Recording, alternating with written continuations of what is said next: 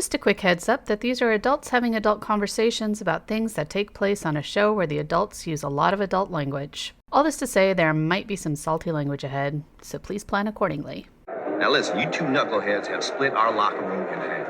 And when it comes to locker rooms, I like them just like my mother's bathing suits. I only want to see them in one piece, you hear? So we fixing this. Tell me what the biggest issue you got with each other. Go. He's a piece of shit. If his brain was on fire, I wouldn't piss in his ear. Well, hey, you don't need to be best friends to be great teammates. Think about Shaq and Kobe, right? Lennon and McCartney. Heck, even Woody and Buzz got under each other's plastic.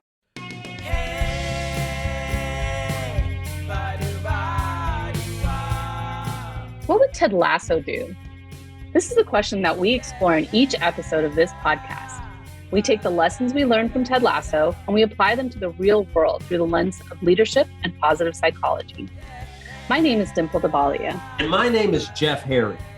And neither of us have ever recorded a podcast. But as Ted Lasso says, taking on a challenge is a lot like riding a horse. If you're comfortable while you're doing it, you're probably doing it wrong. We hope you enjoy this episode as much as we enjoyed making it, and that it helps you find new ways to believe.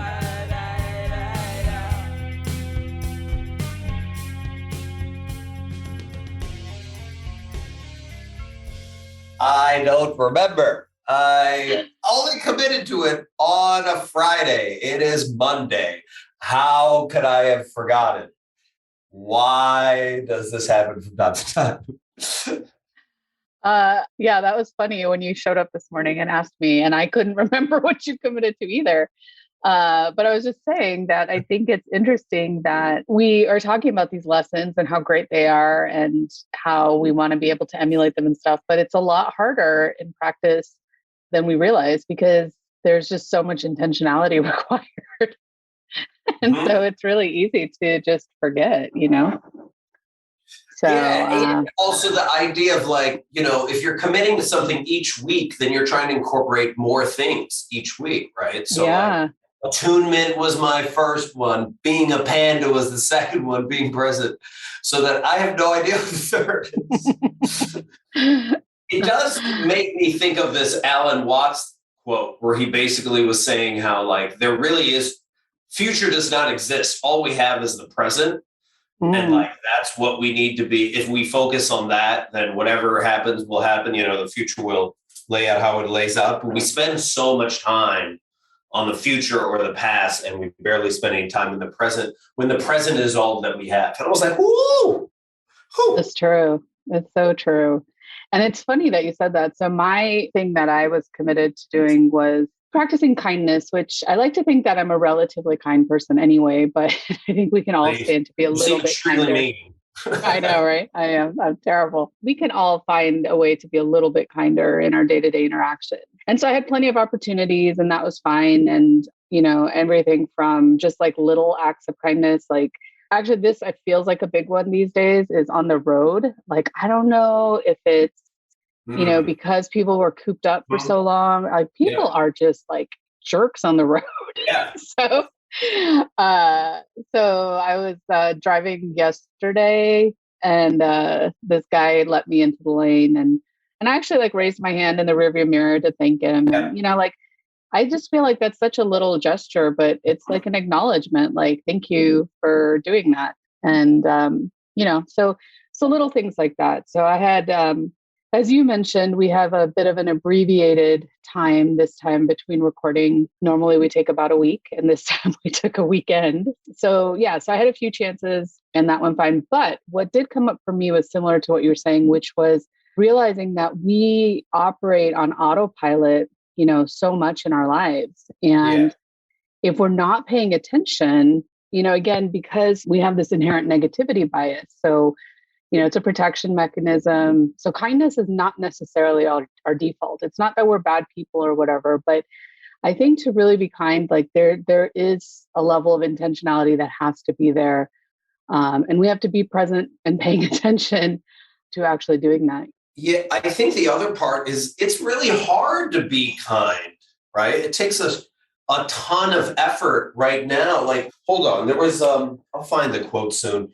But there was something about like, you know, what are the greatest traits of a person is simply their ability to care.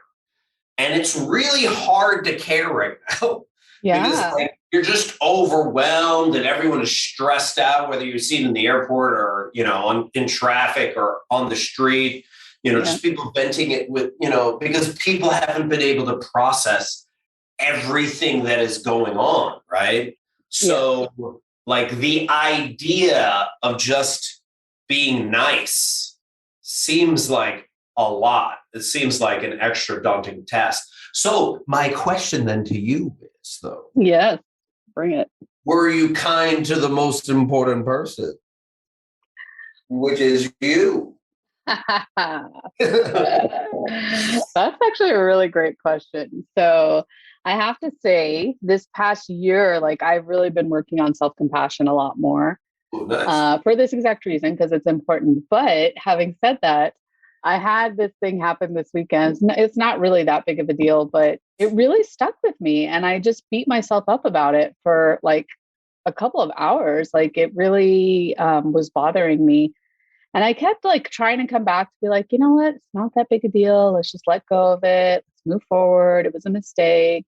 It's okay. But yeah, that self-kindness is not, it's not that easy. Like it's so much easier to get into our heads and remind ourselves like why we suck rather than, like when we do make a mistake or whatever to turn that kindness on ourselves. And, this is something that I teach other people all the time. And yet it's really hard to do for ourselves. So And I have a theory that the reason why so many of us can be mean to others is because we've been beating ourselves up for so long. Yeah. And then hurt people, right? So It's so true. So true. Which is like a great segue actually. Nice. This is episode 4 for the children, written by Jason Sudeikis, Bill Lawrence, and Brendan Hunt, and directed by Tom Marshall. And basically, this one is about the gala that Rebecca used to do with Rupert, but now is doing on her own this year. So yeah, great. You said that you really liked this episode. What stood out for you? So I feel the theme of this episode, I didn't know the title. I feel the theme of this episode was friends, right? Like friends, watching out for friends. Like there's clear, like ways in which some people showed up for each other and ways how some people didn't, right? Yeah. So like, right at the beginning, like, Nate doesn't have a suit. Ted gets him a suit, Rebecca's in the photo shoot feeling all awkward. Keely looks out for her. Even those guys that were beating up Nate were like, hey, okay, we're not going to be, so there's that. But then you have these other things where like Keely breaks up with Jamie, right? You clearly see a lack of attunement between Rebecca and Rupert, and then Ted and, Rupert. Yeah. So, and then Keely and, Rebecca at the end. Like, so there's so many themes of like people really finally being real with one another, right? Yeah. And then either getting connected or closer or moving on or letting go. Yeah. Yeah. I agree. And I think for me, like, to put a word to what you're describing, for me, like the theme really felt like vulnerability. I really felt like there were a lot of instances where we're starting to see like people being vulnerable with each other. Are you still there? Sorry. Okay. Like right up front as well, Ted is leaving for the gala and he's walking down the alley. He's leaving a voicemail for his wife. And as he's like signing off, he starts to say, I love you, but you see him like catch himself, right? And then he changes it to I miss you, right? So there's a little bit of, to me, there was a little bit of vulnerability there. Like, oh, I can't, should I say it? Should I not? Like, I'm not sure how I'm feeling about this, how she's going to feel about this. Then the part that you mentioned about Rebecca on the red carpet, and she looks at Keely and it's just like, I hate this part, and you can see like her whole, like Hannah Waddingham is amazing. Like her facial expressions and her body language. And I love when Keely then like yells, and like gives her the advice and stuff, but then yells from behind the reporters just about how good she looks and stuff. And you see like the shift, right? Where she like starts to stand up a little taller and she starts laughing and she's just so much more natural. She does a little twirl, so like so much happier. But the scene that really got me on the vulnerability piece was Ted and Rebecca outside. So she's had that confrontation with Rupert, and they're standing outside, and she talks about how Rupert really knows her and used to think that like his blunt honesty was noble instead of, she says, the cruelest way of hiding his own insecurities. And I think that that's really interesting because she's doing the exact same thing, right? Mhm. And I don't think she necessarily realizes it. But what came up for me in that moment was there was an art installation with like two people sitting back to back against each other, kind of with their arms folded. And it's like all hollow And and their stuff. inner child was hugging. Yeah, their inner And then child on was the hugging each other. yeah, and on the inside, the two inner children are like reaching for each other, right? And that's like what came to mind for me as she said that. And as you start to think about like how hurt she is too, right? And like how we present one way and we have so much anger and fear and frustration and all these other things, but on the inside, like there's such a vulnerability in there. There's such a like, childlike, I just want to be loved. I just want to be seen. And Ted sees her, and he just reaches out and hugs her. And you see in that moment, like she stands there for a second and then she finally puts her arm around him too. And I feel like you start to see like that wall just like starting to come down just a little bit. And I just thought that was so powerful, Right. And if you think about it, at the beginning of the episode, she was so cruel. What's her assistant's name? Higgins. Higgins. She was like, well, Higgins is like, I'm at the boring table. And she's like, she's already ignored it. And then she goes, oh, that person got kicked in the face by a horse. She's like, I hope the horse is fine. Like she's just so mean. But you're like, where is that mean coming from? And going back to what you said earlier, I found that really powerful when she goes, the cruelest way of hiding his own insecurities. And then she goes, he used to tell me, wear this, eat that. And then he goes, and then she told me I would be alone, if he left me. And now I'm alone, just as he said I would be. And I was like, oh, like all of your insecurities represented by not only your inner critic or yourself, but represented by like this other person that is quote unquote loved by the public, while you come off as stiff and cold. And you were like, well, I wish people could understand me, but people can't. So that hug was huge for her because it was just like, nobody understands her. Right. Yeah. So I thought even more powerful than the hug was at the end when Ted Lasso turns to him, he goes, I know who that dude is just like you do. And she's like, she's like, woo. Because and you see that look on her face. Gaslighting. Yes. The line that you just talked about in terms of he used to tell her what to eat and what to wear and things like that. I always find that so interesting. I used to do a bunch of pro bono work when I was an attorney with survivors of domestic violence. And so we would do a lot of the court stuff, taking them in for protective orders and things like that. And it was always amazing to me how you can see someone who is strong, and if they could see themselves that way. And I used to think like, well, how can people fall into this space, where if you're confident in this, like, how can you let someone else do that to you? And then I experienced it, and it was terrible, and I didn't even notice like where the shift happened. And I've always people say to me all the time, like, oh, you're so confident, you're so accomplished, you're so this, you're so that. And I remember when I was in that relationship, like I felt like crap on the inside, like I put on this facade, and so when you see Rebecca and you see like, she's so strong and she comes across as so tough, but like inside, she's just like, so like no confidence, no, because she's had this person who has treated her this way, and I think it's just such an interesting, again, like that idea that we're all just craving this love and validation, even though we need to have that for ourselves first in order to really be able to accept that, but still. And so, I love that part at the end too, where he's like, yeah, you're not the only one who sees it, And so, Yeah, I think of someone I dated once that was so accomplished, but before we even went on any dates, she would date the most toxic, horrible dudes. And I'd be like, why are you dating all these guys? And it was like, yeah, it was just such a cognitive dissonance between all the success she had publicly and then how she got treated, privately. And I was like, dang, yeah, this is rough. yeah. No, it really is. It really is. So that was another kind of interesting thing was this discussion around like power dynamics, right? And how people use their power, right? So Ted knows he has some power, right? And he's in a position of leadership. And we see this in leadership in general, right? Leadership is a position of power by its very nature. And so you've got some leaders who use that for good. So this idea of being a united front. So he's using his power to make sure that like, he's bringing the team together. So like that whole thing about parent trapping Roy and Jamie, I thought that was so funny. And it didn't occur to me till after when they like widened the shot that there's actually other people at that table.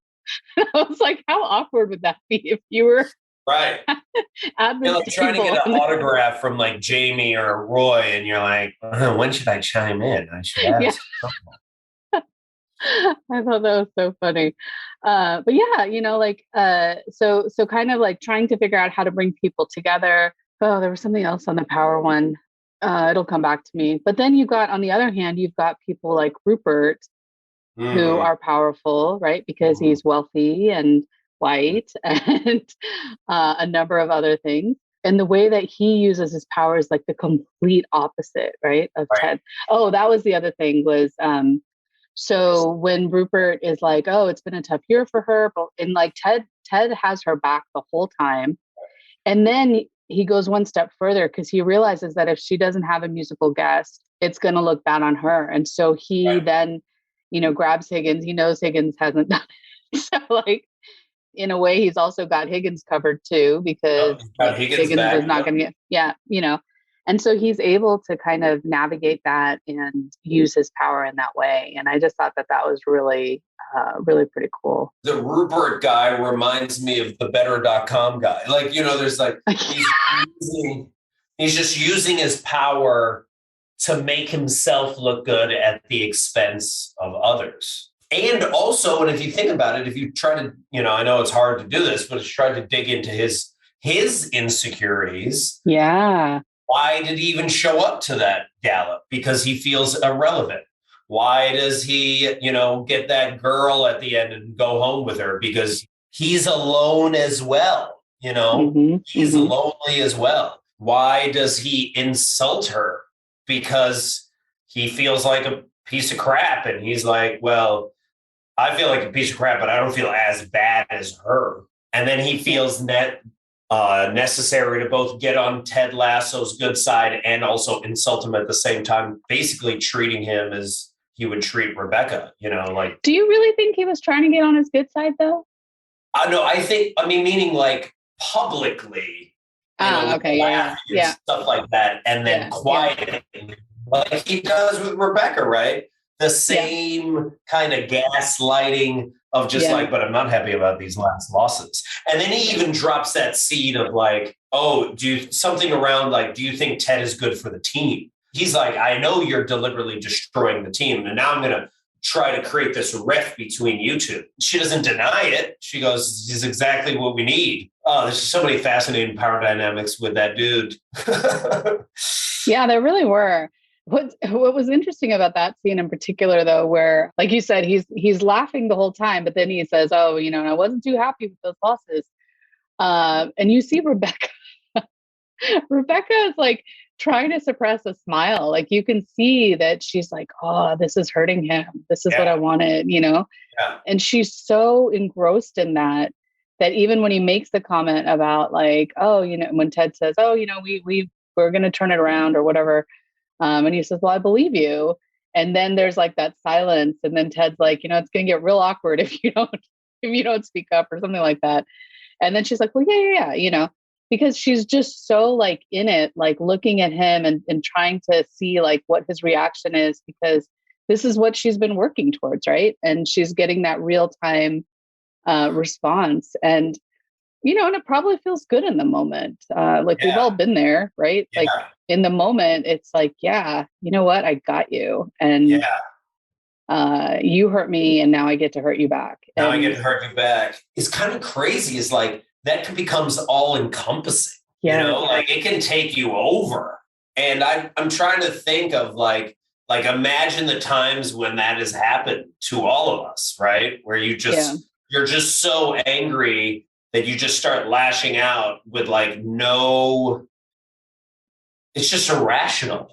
Yeah. And it might not even be good for you, but you still do it anyway because you think in the moment you feel righteous. You don't feel good. You feel righteous. You feel justified. You feel that this is the time for justice. I found that sometimes when I'm like commenting on people commenting on my TikToks, and I'm like, oh, I'm getting justice, as if they're going to read my comment and be like, you know what? I agree with you. Like, that's just not going to happen. But at the time, I'm like, I'm right and you're wrong. And I'm going to tell you. And I never get the satisfaction of anyone ever saying you're right. Exactly. You're right. Never gotten that. Never got it. It's so funny that you say that, though. My sister and I just had this conversation last week because I decided to walk away from a project I was working on because I just didn't agree with the direction they were taking, and I was getting really frustrated. And so the person that I had been working with sent this email, and, it was very like vanilla and very like, thank you for taking the time to work with us. Your contributions were valued, like, which they weren't, but whatever. And I mean, it was just like, the more I read it, like the angrier I got. Right. And so I like drafted this whole response, and then I sent it to my sister, and she calls me and she's like, do you want to be right? Or do you want to be happy? I was like, I want to be right, and she's like, all right, well, do you think it's going to make a difference? And I was like, no, and so it's those moments of like, in that moment, like you want nothing more than to be right, but is it really going to serve you? Wait, let's dig deep. Why do we want to be right? What do we think we're going to get? What do we think we're going to, I mean, that's where the ego comes in, right? Like it's an ego issue a lot of times with wanting to be right. Like it feels good. Well, there's that piece, but then there's also like, if we can prove we're right, goes back to that perfectionism tendencies, right? Like we show ourselves to be like perfectionists and know-it-alls and all this stuff because we want to present ourselves to the world in that way. If we say, hey, I don't know, or hey, I messed up, or hey, I didn't do a great job, it's like that's that vulnerability piece that we don't want to share. We don't want to share that we're not perfect and that we don't know everything. Yes, I agree with that. I feel also that there's a part of being right because you want to feel seen. You want others to understand you. You don't want others, like I don't want to understand others. Not at that time. Like I'm in the right and I can't believe you feel that way. It's definitely that, at least for me. Yeah. And you believe, I mean, even how we tell the story, we tell it like we're such the heroes in the story. Can you believe this person said this to me? I know, right? And then you're like, your friends say stuff and you're like, right? And it's like, true, like, and you surround yourself with. Yeah, we tell the story in such, they're the worst human being on earth and we are magical. It's true. Part of the class that I teach is about, like, we talk about that storytelling element, right? And so I always give this example of, imagine you're walking down the street and you see a friend walking in the opposite direction. You raise your hand to say hello. They look down and they keep walking. And then I ask like the group, well, tell me what happened. And like everyone, oh, the person was mad at me. They didn't see me. They're something happened and, they were in a rush. Like we create all these like reasons for why somebody does something. But if you really look at it objectively, the only thing that happened is that you raised your hand to say hello and they didn't. Right. Yeah. But it's all the other stuff that we put in there because we are looking at life through a lens that we have created or that's been created through like all of our life experiences, right? So it influences everything. And that is what like often results in the stress that we experience and the frustrations that we have and stuff is to your point. It's like we create these stories, right? And I do love like we surround ourselves with like people who are going to confirm exactly what we need to hear. Like, and that was like another thing that came up for me though, is this idea of like having those courageous conversations, like being willing to say the thing. So like with the suit, right? Like that could have gone very badly. Or most people wouldn't have said anything at all, right? But to your point, like Ted had Nate's back. Like he didn't want him to look foolish. And so he did it in a loving and kind way to be like, yeah, that suit's not really working for you. Oh, there was another point I had forgotten, but it reminds me of that whole difficult conversations. I run a lot of workshops around difficult conversation. And it was fascinating watching Roy and Jamie have that difficult conversation.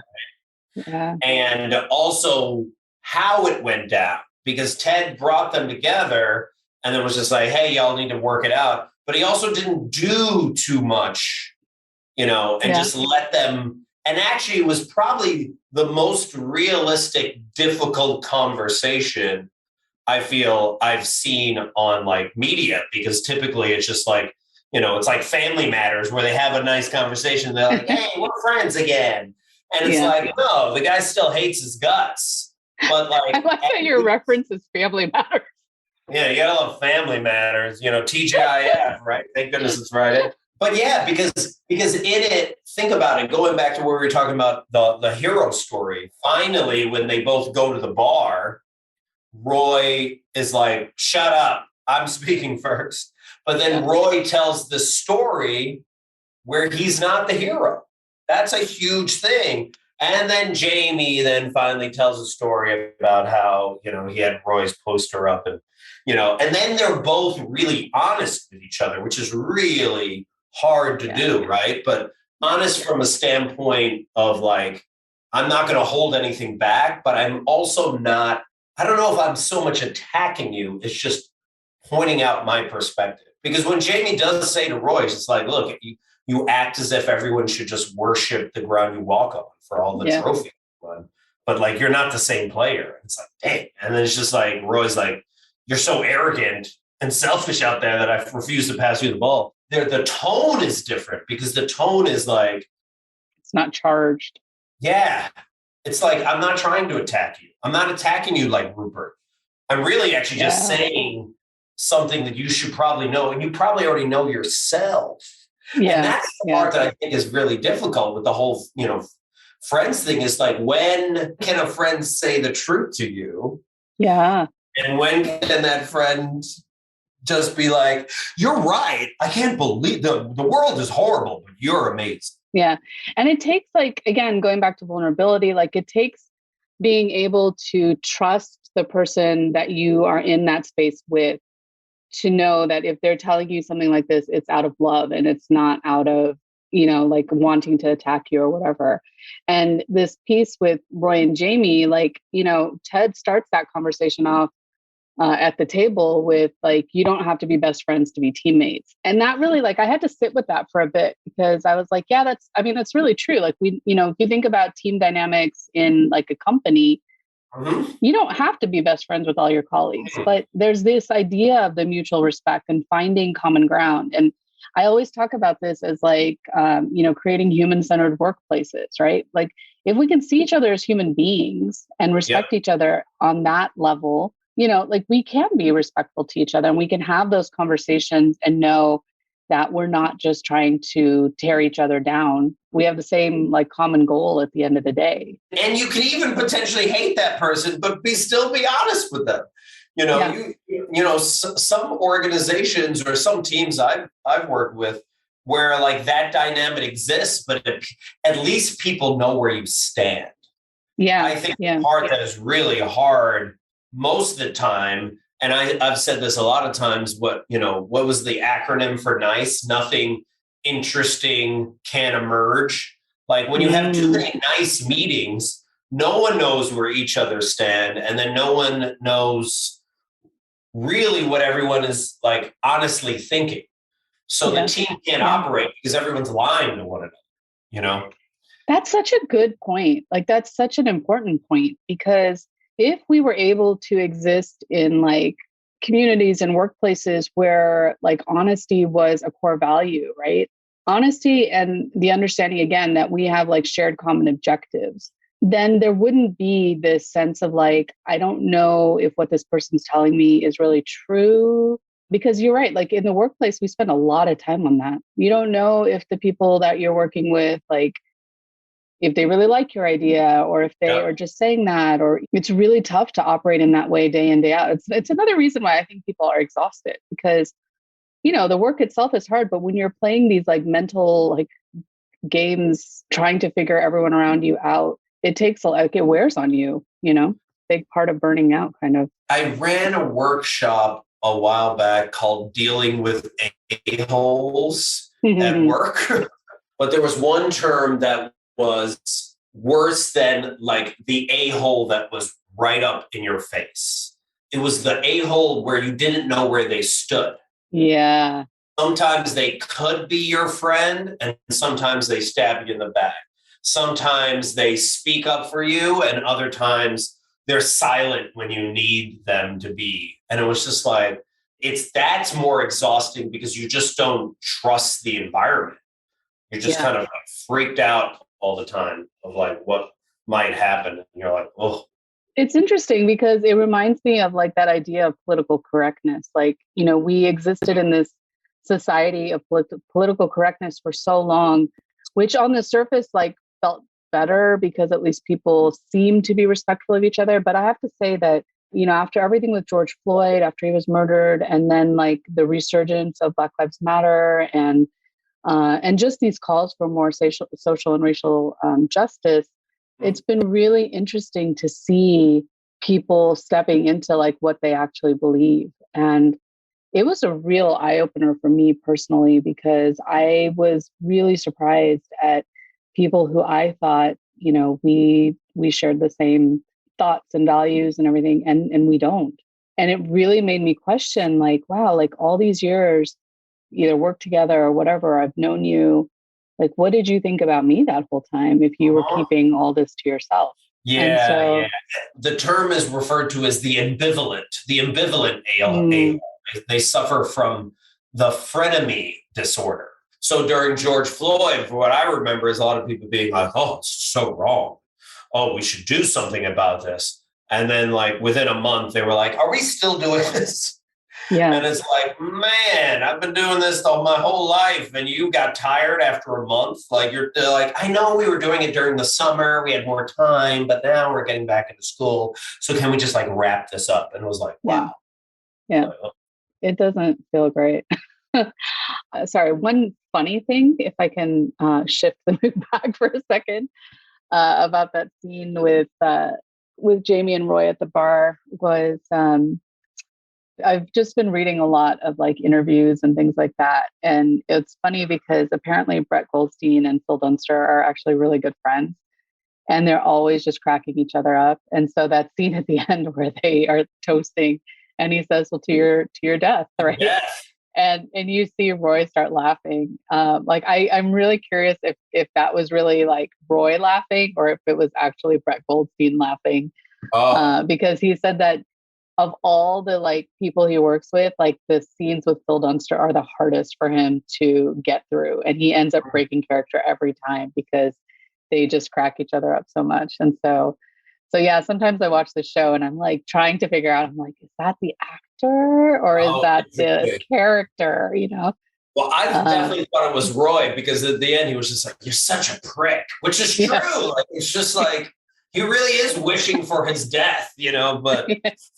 And then I think there's another part that we forget, you know, or we ignored, or, you know, I don't know why I ignored this part, but the whole Keely thing, finally her first, I mean, think about the evolution, right? Like she goes from getting Rebecca's back to then getting Jamie's back by bidding on him. Oh, and then being, you know, and then seeing that like Rebecca's struggling And then Rebecca's like, hey, thanks for looking out for me. Hey, do you want a drink? And then while she's sipping the drink, she tells, or maybe it was vice versa, but she tells Keely about how the +1 is. And it was like, oh, it was now Rebecca, someone that was so cold at the beginning, is now looking out for Keely. I think that's like one of the first nice gestures she did without trying to get something back for it. Yeah. Right. Yeah. Yeah. And then it really is her choice at that point, because she's like, I was dating 23-year-olds when I was 18, soccer players, and now I'm dating them and I'm almost 30. And she's like, do I want, it's that whole Elizabeth Gilbert quote of like, personal transformation doesn't happen until you get tired of your own bullshit. And she's like, am I tired of dating this same person? And then that whole idea of like accountability matters. And when Roy is just like, thanks. Yeah, that was right, but thanks. That was fascinating because you could tell like she was like, oh, there's something better than Jamie out there. I thought that evolution was fascinating. And then at the end, when she grabbed the bottles and then hung out with Rebecca and they're writing. And that was awesome. And this theme of accountability, I think it was a big one throughout the story too. And so even that conversation, again, going back to Jamie and Roy, it's like you see Roy continuing to step into leadership, right? So he makes the first move to like go and talk to Jamie, and he starts by becoming vulnerable with Jamie to say like, look, this is something that happened, when I was coming up through the ranks. And then the accountability, it's like Roy and Jamie are two ends of the spectrum in that moment, right? So you've got like Roy, who's really grown into his maturity to a degree and is now stepping into leadership and recognizing like that requires sometimes having to make the first move. And then you've got Jamie, who's on the opposite end, who's just like Roy had to coax him to take responsibility and accountability for his, the stuff that he does. And so there was that. And then Keely taking accountability for using Roy during the auction. I thought what was interesting is Jamie says sorry to her at the end there. And that seems to be his go-to, right? Like he does that all the time. Like he'll do all these terrible things. And then he's like, okay, sorry. Like, and you see that like he did that with Ted several times, right? In the first couple of episodes where Ted would call him out on stuff and he'd kind of joke about it. And then he'd realize, oh, he's not screwing around. So then he'd be like, all right, sorry, coach, But the difference this time was when Keely said, do you even know what you're sorry for? Exactly. And he said, he goes, you always ask me that. Mm-hmm. And I was like, oh, that's interesting. And then Roy shows up. And so we don't really get into it. But like this idea of taking, being accountable for your actions and your words and everything that you're doing. I just wrote this post this morning because today would have been my dad's 74th birthday. And I was thinking about like, he always like used to tell my sister and I like that there was nothing we couldn't do. Like he never had all those old Indian perspectives that girls could only do certain things or whatever. He wanted us to do everything. But the one thing that he really felt was important was like integrity and accountability. Like really, we could do whatever we wanted, but we had to do so with integrity. We had to be accountable to ourselves and to the people around us so that if we, and take responsibility if we weren't doing something right.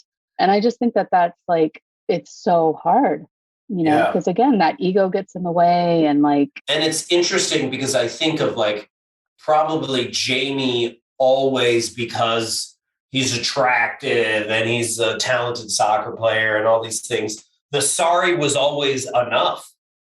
Like, oh my gosh, the fact that this guy's even saying sorry to me is like a really big deal, right? Even though like he doesn't really care. And you actually kind of see this with leaders all the time where they're like, oh, whoops, I'm sorry I just insulted you. I'm sorry I just laid off 900 people. It was a mistake. But the buck stops with me. But they don't really even know what they're apologizing for or what their actions won't change because they feel as if, well, if I use the apology, will that be enough? Like, because I don't really actually want to change my actions. Yeah.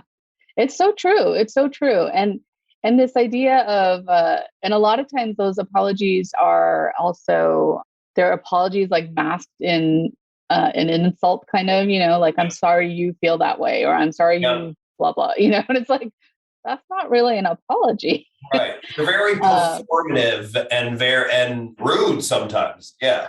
So yeah, no, I agree. I think that's a really interesting piece of it. There was one other interesting thing that I read about not too long ago. So going back to kind of like the power piece. So, at the end where everybody gets up and starts dancing, there's an interview that was done with Nick Mohammed, who plays Nate. And he talks about how like he and Jason Sudeikis had this long conversation thinking about whether Nate would actually get up and go dance as well. And then they intentionally decided that no, he wouldn't. And so the assumption is like he's still shy. He still doesn't feel like he quite fits in. But the way that that Nick Mohammed explains is that he says that they made the decision that the reason why Nate's not getting up is because he's actually looking around the room and taking in the power play between Rupert, Rebecca, and Ted. And he's just taking it all in and like making mental notes for when his own time comes. Yeah, which I thought was really like, oh, and we wouldn't know that necessarily, like looking at it like the first or second time. Like, I think definitely as the season progresses, if you like get through the end of the second season and then you go back and watch, you can start to see those little things. But yeah, I just thought that was so fascinating, that it was such an intentional choice. I would have never picked that up, but then a theme arises that I didn't think about, right? The theme that he was an understudy for West Side Story or something like that. Like, you're like, what?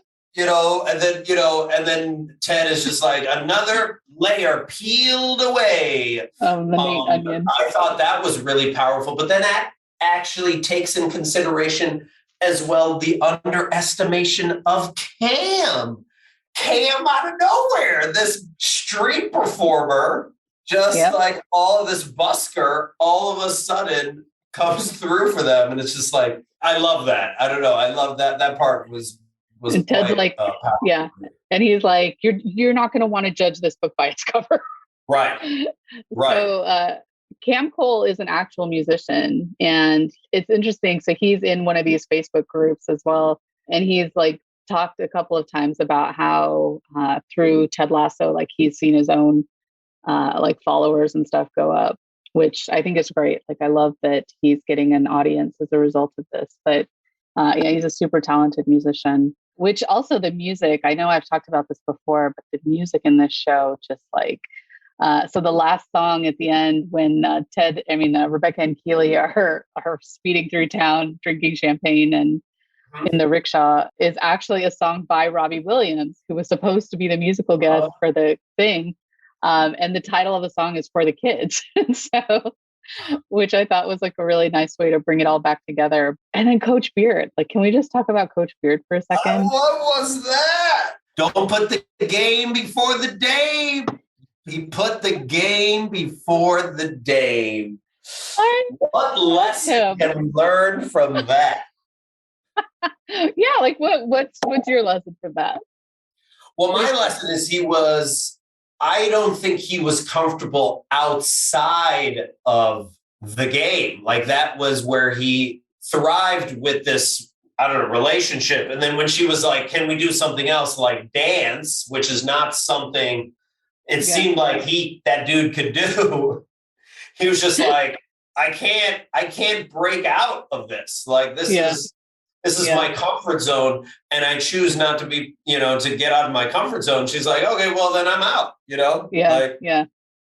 Oh, it's weird because then he goes and dances at the end. So you're like, dude, you should have just went out there.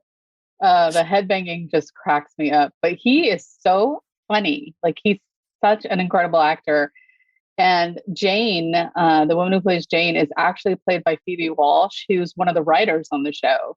Oh, and and they are. I mean, it's an interesting relationship. But the other thing that cracked me up, like, there's so much, like, Coach Beard doesn't say a lot, but his facial expressions, and then when he does talk, like when they have the fight at the beginning, and Ted Lasso's like, "What's my number one rule about Fight Club?" And he's like, "Go Fight Club!" But like, he's like super high pitched. It just cracked me up. Like, I kept rewinding it and watching it because it just makes me laugh so hard. I absolutely love Coach Beard. He's just so understated, and yet there's so much going on in that head. And the fact that he's just constantly reading stuff, like it's. And also the whole don't put the game before the dame also represents this idea, because the game is about thinking about the future, or the past, but not being in the present. And it's just like, she's here right now. She wants to spend time with you right now. And he's like, B34, checkmate. Like, he cares so much about winning.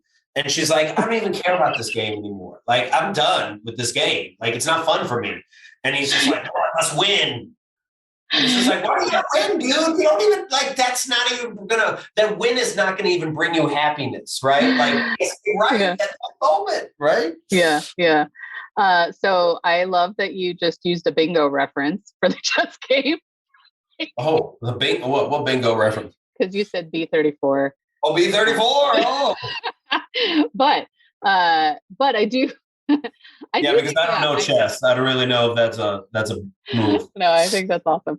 But yeah, no, and I think to what you were saying earlier, like I think, and we're gonna, I think, definitely get to explore this further, is where those comfort zones lie, and especially in relationships, like. It's scary to put yourself out there. And, when we find those comfort zones, it's really hard to step out of them. I know we'll definitely get to explore that a little bit more, but definitely an area of insecurity with him. So I will say this, because this was a powerful line that I did not want it to be missed, but don't let the wisdom of age be wasted on you. And he said that. Yes. I had never heard that before. I like, what youth is wasted on the youth or whatever. Yeah, don't let the wisdom of age be wasted on you. I thought that was fascinating. Yeah. Well, he says he made it up in the moment, and then he was feeling pretty good about himself. Right. He says that to Roy, right? Right. But yeah, it is a good one. It is a really profound line, right? Like, we can use those lessons we've learned along the way to really guide us. And we so much of the time value, like, oh, I wish I was younger. I wish it was this. I wish but it's like, you have all this wisdom now. You have all these lessons learned that a lot of people don't have. And we discount those when those are probably more valuable than, having youth and all this other stuff, because, you don't even know what you have. We actually understand what we have. So. Yeah. Another great episode to watch. So thoughts on what you'd like to focus on? Well, I want to remember it this time. So I'm going to even text that to myself, the Ted Lasso. I haven't thought of mine yet. You go first, then I'll think of. I think the accountability piece sounds interesting to explore. I'm not sure, like, I'll be curious to see where it comes up over the next few days, but I think that could be one to lean into, because it's something that I definitely aspire to. I think it's not always as easy to live up to. I kind of resonate with that one. That one speaks to me too, because there's a lot of things where I'm like heading back to Chicago on Tuesday, and I'm like, there's a lot of things I have not done, and I'm like, man, I got to own up to some of these things. So yes, trying to be accountable to myself and my own actions without also beating myself up in the process, because that doesn't help. That will be my exploration. Accountability with compassion. Oh, I like that. Okay. That's a done deal, I think, for both of us. Accountability with compassion. Okay. Any final thoughts before we sign off? I have to think more about that line of wisdom, and what wisdom am I not taking advantage of? Well, thank you so much, as always, and I appreciate you. Appreciate you too. Thanks, everyone, for listening, and we'll talk to you later. See you next time.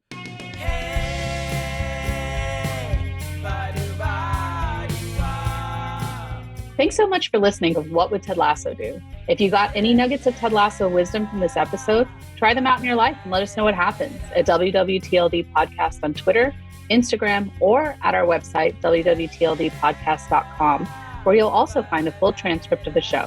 We love hearing what other TED Heads took away from the episode, or details or perspectives that we might have missed. And if you do like the show, please subscribe and head on over to Apple Podcasts and leave us a 5-star rating. It all helps. We don't know exactly why, but it does. So in the spirit of believing in hope, believing in believe, please help us out.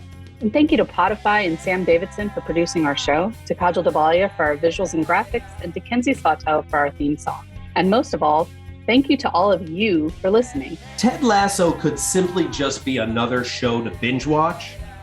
Or if we challenge ourselves to consistently ask the question, what would Ted Lasso do? It could change the trajectory of your life.